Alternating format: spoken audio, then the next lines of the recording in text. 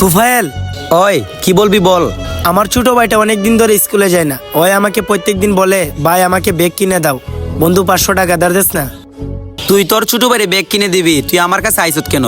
যা তুই যা তোর ছোট ভাইরে ব্যাগ কিনে দে। দে না বন্ধু 500 টাকা। আমার ছোট ভাইটারে আজকে ব্যাগ কিনে না দিতে পারলে আমার ছোট ভাইটা আর স্কুলে যাবে না।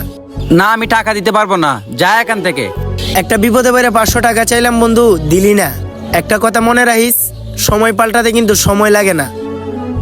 আসাদ, কিরে তুফাইল, কি হইছে? কিছু টাকা দিস না, আমার আম্মু অনেক অসুস্থ। তুফাইল, মনে আছে সেদিনের কথা? মানুষের সময় পাল্টাতে কিন্তু সময় লাগে না। সেদিন আমি বিপদে পড়ছিলাম, আজকে তুই বিপদে পড়ছস। টাকা পয়সা মানুষের কাছে কিন্তু সারা জীবন থাকে না। সেদিন তোর কাছে ছিল, আজকে আমার কাছে আছে। হরে বন্ধু, এখন আমি বুঝতে পারছি। দাঁড়া তুফাইল, দিতাছি। এখানে কিছু টাকা আছে, যা তোর আম্মুর চিকিৎসা কর।